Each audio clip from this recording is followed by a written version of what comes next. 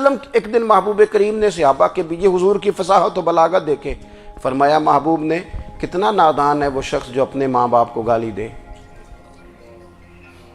کھلی ہو گئی لوگوں کی آنکھیں، کان کھڑے ہو گئے کہ یا رسول اللہ کون ایسا بدبخت ہے جو ماں باپ کو گالی دے گا؟ اب جب سوالات ذہنی سطح پر پوری طور پر ابھر گئے نا، تو اب رسول کریم نے بات سمجھائی۔ یہ ہے فصاحت و بلاغت، تیرے آگے ہیں یوں دبے لچے فصحاء عرب کے بڑے بڑے، کوئی جان منہ میں زبان نہیں بلکہ جسم میں جان نہیں۔ یا رسول اللہ کون ایسا نالائق ہے جو ماں باپ کو گالی دے؟ اب جب ذہنی سطح یہاں تک ابھر آئی تو اب حضور نے سمجھایا، فرمایا جب تم کسی کے ماں باپ کو گالی دو گے نا تو وہ بھی تو جواب میں تمہارے ماں باپ کو دے گا نا، تو فی نفس ہی یہ تم نے خود ظلم کیا ہے اپنے ماں باپ پر۔ کیوں تم نے ایسا لہجہ اختیار کیا کہ جس سے سامنے والے کی انا جاگ جائے اور وہ تمہارے مقابلے میں آ کر کے کھڑا ہو جائے؟ کیوں تم نے اس طرح کے انداز اختیار کیے کہ جس سے سامنے والا بھی سارے پنجے کھڑے کر کے باہر نکل آئے اور کہے آ جاؤ پھر میں بھی میدان میں حاضر ہوں؟ رسول کریم کی فصاحت بلاغت دیکھیں نا، حضور دو چار جملوں میں ساری بات سمجھا جاتے ہیں۔ ایک حدیث پاک اگر ہماری سمجھ میں آ جائے، ایک روایت نبی پاک صلی اللہ تعالی علیہ وسلم نے فرمایا خوبصورت مسلمان وہ ہے جو بے مقصد باتوں کو چھوڑ دے۔ لو اس سے پوری زندگی سجائی جا سکتی ہے، ایک جملے سے پوری زندگی سواری جا سکتی ہے، کوئی لمبی چوڑی باتوں میں جانے کی ضرورت نہیں۔ کہا خوبصورت مسلمان یہ ہے جو بے مقصد باتوں کو چھوڑ دے، لا یعنی باتوں کو، کیا کہتے ہیں ہمارے دیہات کے لوگ، جڑے پنڈ جانا نہیں اودا راہ پوچھنے دی، لیکن آج کل لوگ باز آندے یعنی جس بات کا بالکل تعلق نہیں نا وہ بات بھی کرتے جاتے ہیں، جس کا شعبہ ہی نہیں وہ بھی چھلانگ لگا کے اس میں آ جاتا ہے۔ ہم اپنا وقت ضائع کرتے ہیں، اپنی صلاحیتیں ضائع کرتے ہیں، اپنا نقصان کرتے ہیں۔ ہم اپنا کام صحیح کر کے نہیں کرتے اور دوسری ساری دنیا کو ٹھیک کرنا چاہتے ہیں۔ او بھائی آپ جس جگہ جس شعبے سے تعلق رکھتے ہیں آپ اپنے معاملات میں مضبوطی پیدا کریں۔ حضور نے اپنی فصاحت کے ساتھ بلاغت کے ساتھ لوگوں کو قائل کیا، اور قرآن مجید کی تاثیر کا یہ اثر میرے کریم رسول نے دکھایا کہ رات کو جب حضور بیٹھ کے قرآن پاک پڑھتے تھے نا، جب یاسین والے نبی خود یاسین کی تلاوت کریں، جب طٰہٰ والے محبوب خود طٰہٰ کی تلاوت کریں، غور کرو نا جب مدثر والے محبوب خود ان جملوں کو ادا کریں، یعنی جن کے بارے میں آیت آئی ہے جب وہی یہ آیت پڑھیں کہ اِنَّا أَعْطَيْنَاكَ الْكَوْثَرَ، یعنی جن کا ذکر ہو رہا ہے جب وہ یہ بات کریں کہ یا ایھا النبی انا ارسلناک شاہدا ومبشرا ونذیرا لتؤمنوا باللہ ورسولہ وتعزروہ وتوقروہ وتسبحوہ بکرۃ واصیلا، جن کے بارے میں آیت آئی ہے جب وہ یہ کہہ رہے ہوں کہ ورفعنا لک ذکرک، جب وہ کہہ رہے ہوں والضحیٰ واللیل اذا سجا، ذرا اس کیفیت کو دیکھیں جب محبوب خود پڑھ رہے ہوں، اور جو حضور پر آئی ہیں اس کا ذائقہ، اس کا لطف، اس کا انداز بھلا کیا ہوگا۔ حضور جب رات کو پڑھتے تھے نا قرآن پاک تو جو پکے کافر تھے نا ابو جہل جیسے لوگ وہ بھی جھاڑیوں میں چھپ چھپ کے مدینے والے کی تلاوت سنا کرتے تھے، حضور کی تلاوت سنا کرتے تھے۔ یہی بہتر ہے کہ پردوں میں وہ پردہ پوش رہے، وہ اگر پردے ہٹا دے تو کسے ہوش رہے۔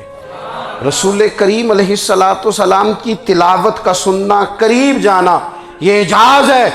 حضرت فاروق اعظم کہتے ہیں میں طبیعت کا بڑا ڈاڈا تھا، مزاج کا بڑا سخت تھا، زندگی ہمیشہ ڈٹ کر گزاری، باتوں پر کھڑا رہنا آتا تھا، پر جب میری بہن نے مجھے چند آیتیں سنائی نا تو میں تڑپ ہی گیا۔ گھروں آیا سا مار مقامنے نو، ہن مینو مار دے لے چلو، اوے متے عمر دی عمر برباد ہو جائے جتھے عمر سوار دے لے چلو۔ یہ اعجاز ہے رسول کریم صلی اللہ تعالی علیہ وسلم پر نازل ہونے والی کتاب کا۔ پھر حضور نے خبریں دی، نبی پاک نے خبریں دی، حضور نے فرمایا روم فتح ہوگا، وہ ہوا۔ نبی کریم علیہ السلام نے فرمایا شام فتح ہوگا، تو شام فتح ہوا۔ فرمایا ایران فتح ہوگا، تو ایران فتح ہوا۔ سراقہ بن مالک کہتے ہیں ایک گاؤں پر بھی مسلمانوں کی حکومت نہیں تھی، ایک گاؤں پر۔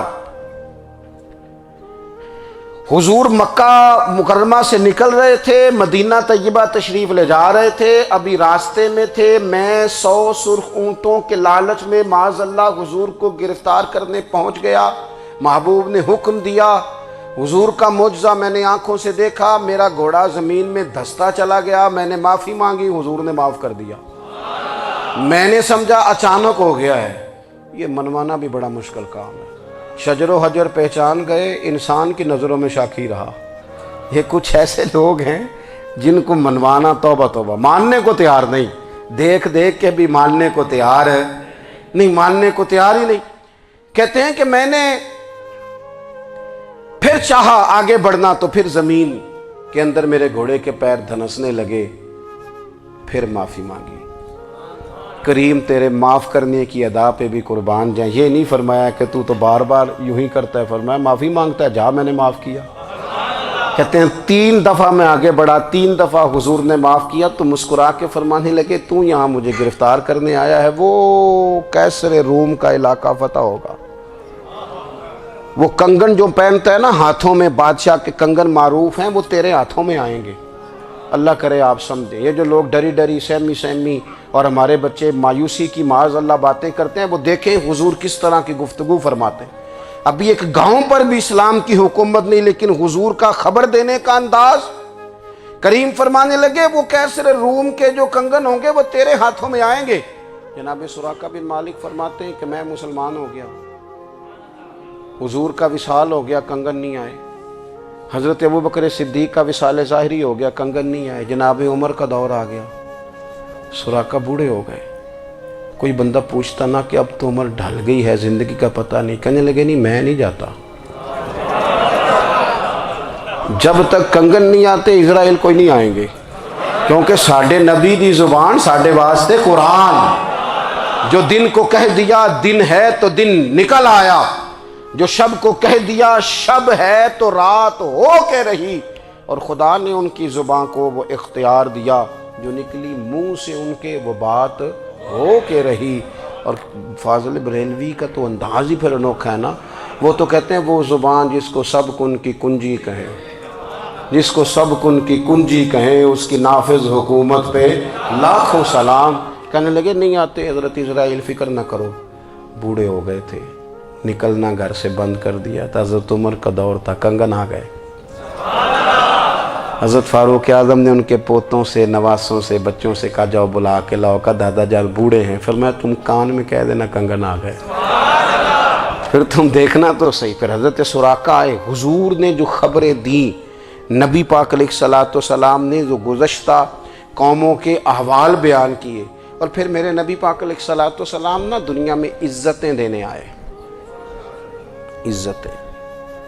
یہ مزاج ہمیں کم کرنا چاہیے، یہ جو ہم ساری زندگی اس کام میں لگا دیتے نا کسی کو نیچا کیسے دکھانا ہے، یہ انداز حضور نے نہیں ہمیں دیا۔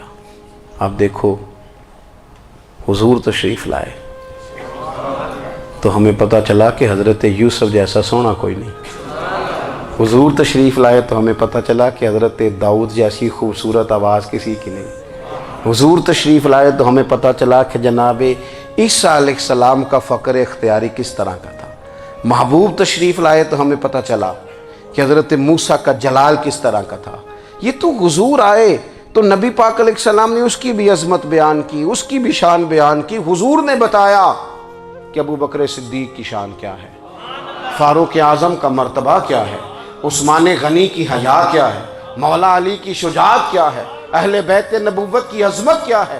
حضور آئے عزتیں دینے، ماں کو عزت دی مدینے والے رسول نے، کہا جس کا باپ راضی ہو گیا اس کا رب راضی ہو گیا، فرمایا جو 2 بیٹیاں 3 بیٹیاں 4 بیٹی بہنیں یا 1 بیٹی یا بہن بیاہ کے آ گیا نا، اس طرح میری 2 انگلیاں جڑی ہوئی ہیں، میرے ساتھ جڑ کے جنت میں جائے گا۔ رسول کریم صلی اللہ تعالی وسلم نے عزت دی، عزت دی۔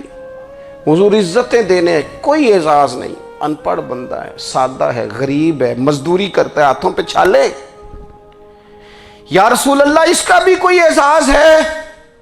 قربان جائیں میرے کریم نے عزت دی، فرمایا محنت کر کے روزی کمانے والا تو اللہ کا دوست ہے۔ یہ اینٹیں اٹھانے والا، یہ مشقتیں کرنے والا، یہ صبح دیہڑی پہ جانے والا، یہ بیچارہ جو اچار سے روٹی کھاتا ہے، تو نے ہر شخص کی قسمت میں یہ عزت لکھی اور آخری خطبے کی صورت میں وصیت لکھی۔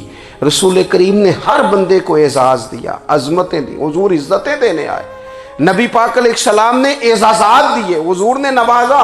یہ ساری چیزیں میرے رسول پاک کی تشریح، اور پھر یہ جو حضور کے صحابہ اور اہل بیت ہیں نا، یہ بھی میرے نبی پاک کی نبوت کی دلیل ہے۔ اتنی جلدی انقلاب آیا نہیں کرتے، وہ کل تک جو رہزن تھے حضور نے راہبر بنا دیے۔ وہ لوگ جو کل تک ایک دوسرے کے گلے کاٹ کے کھاتے تھے، ایک دوسرے کو مارتے تھے، تکلیف پہنچاتے تھے، برادری ازم پہ لڑتے تھے، حضور نے بھائی بھائی بنا دیے۔ ایک پلیٹ میں کھانا کھانے لگے، سیدنا بلال حبشی، صہیب رومی، سلمان فارسی، حضور نے یوں کر کے ملا دیا۔ نبی کریم علیہ السلام نے تقسیمیں ختم کر دی دنیا میں۔ حضور کے صحابہ نے اپنا کردار اس طرح کا دکھایا، اتنا بلند کیا، اور صحابہ کرام علیہم رضوان اس کو دے کر اتنی بلندیوں پہ گئے کہ گواہیاں اللہ کا قرآن دیتا ہے۔ فرمایا محمد الرسول اللہ والذین معہ اشداء علی الکفار رحماء بینہم تراہم رکعا سجدا یبتغون فضلا من اللہ ورضوانا۔ فرمایا یہ جو میرے محبوب کے ساتھ والے ہیں کافروں پر سخت ہیں، آپس میں نرم دل ہیں، تم جب بھی انہیں دیکھو گے سجدے کرتے دیکھو گے، رکوع کرتے دیکھو گے، تم انہیں دیکھو گے اللہ کی رضا کے متلاشی ہیں۔ انہیں ساری مادہ پرستی سے نکال کر محبوب نے رب کی رضا کے رستے پہ ڈال دیا۔ میرے نبی کریم سید عالم صلی اللہ تعالیٰ علیہ وسلم کی نبوت کے دلائل کے طور پر یہ ساری چیزیں آئیں۔ بس میں بات سمیٹنے لگا ہوں۔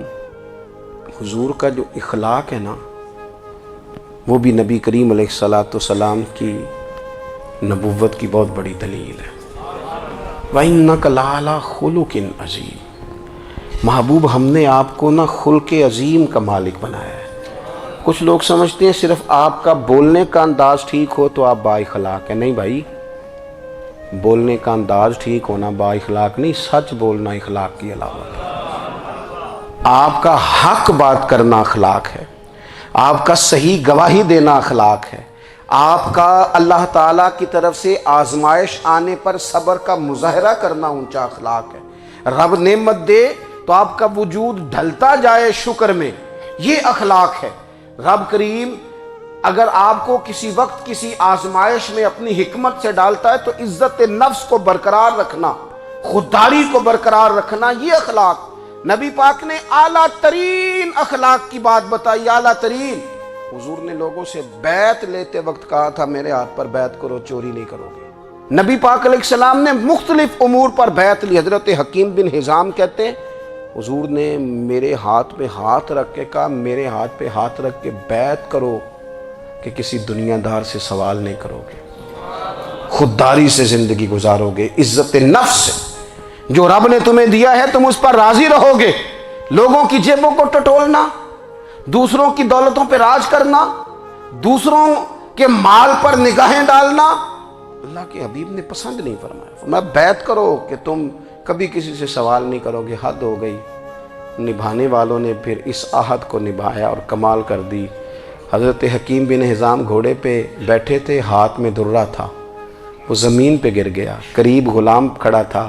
حضرت حکیم بن حزام خود گھوڑے سے اترے، درہ اٹھایا، دوبارہ گھوڑے پہ بیٹھے۔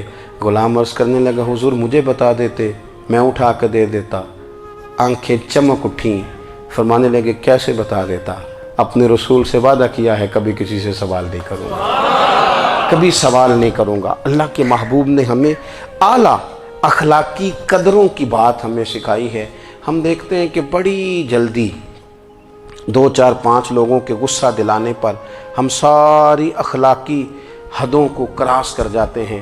دوستو ہمارا ایک ویژن ہونا چاہیے، ہمارے ذاتی رویے بڑے معتبر ہونے چاہیے۔ لین دین کے معاملات کے اندر مسلمانوں کو بڑا صاف ستھرا ہونا چاہیے۔ ہمیں اپنی معاشی زندگی میں روزمرہ کے معاملات میں ہماری توجہات کا مرکز صرف اللہ رسول کی ذات ہونی چاہیے۔ رب کریم نے اپنی حکمت سے کسی کو کتنا دیا ہے، یہ اس کی حکمت کے تقاضے ہیں۔ ہمیں اس نے جس رنگ میں جس حال میں رکھا ہے، ہمیں اپنے رب کی رضا پر بہت زیادہ مطمئن ہونا چاہیے۔ اچھا، پھر ایک اور بات، جن چیزوں کو ہم نے دکھ بنایا ہے نا، یہ تو وہاں دکھ تھا ہی نہیں۔ مہینہ مہینہ چولہا نہیں جلا، لیکن کسی جگہ اظہار غربت ہے، حضور کی اولاد پاک کا یا صحاب کا یا ازواج کا۔ مہینہ مہینہ چولہا نہیں جلا، لیکن یہ اخلاق عالیہ کا حسن دیکھو، اپنے گھر مہینہ مہینہ چولہا نہیں جلا، جو مانگنے آیا اسے جھولی بھر کے عطا فرمایا، کوئی دروازے سے خالی نہیں گیا۔ عزیز بھائی، اگر زندگی میں اخلاقی قدریں ہم اپنا لیں اور ہم تھوڑا تھوڑا کر کے اپنے آپ کو تبدیل کریں، ساری زندگی توجہ رہی کہ فلاں کیا کر رہا ہے، فلاں کیا کر رہا ہے، تھوڑا سا گردن کو جھکا کے اپنے اوپر توجہ ڈالیں، اپنے آپ کو وقت دیں، حضور کے اخلاق عالیہ کی روشنی میں، تعلیمات حسنہ کی روشنی میں ہم اپنے کردار و عمل پر تھوڑی توجہ دیں۔ اس وقت بہت بڑی تعداد میں امت مسلمہ ہے، اور ایسا نہیں ہے کہ دولت نہیں ہے، دولت سے بھی سرشار ہیں۔ ہمارے ہاں بڑے بڑے انجینئر ہیں، بڑے بڑے ڈاکٹر ہیں، لیکچرار ہیں، ہمارے پاس بڑے بڑے ہاسپٹل ہیں، بڑا کچھ ہے، لیکن کردار و عمل کے بادشاہ، اپنی زندگی تقوی کی روشنی میں گزارنے والے، ان لوگوں کی تعداد کم ہے۔ اگر کوئی آج بھی سارے کام نیک کرے لیکن جائیداد میں سے بیٹی کا حق رکھ جائے، تو پھر اس نے کیا میلاد منایا ہے؟ اگر آج بھی جو 2-4 لوگ بیچارے اس کے زیر دست ہیں، ملازمین ہیں، ان کے ساتھ اس کا رویہ انتہائی سخت ہو، تو اس نے کیا میلاد منایا؟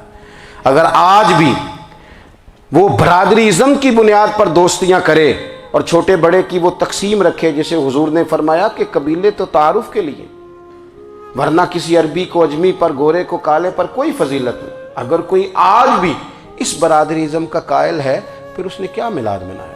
اگر کوئی شخص آج بھی اپنے آپ کو مادہ پرستی میں پوری طرح دھکیل چکا ہے اور رضا الہی کا مسافر نہیں بنا، تو اس نے کیا میلاد منایا؟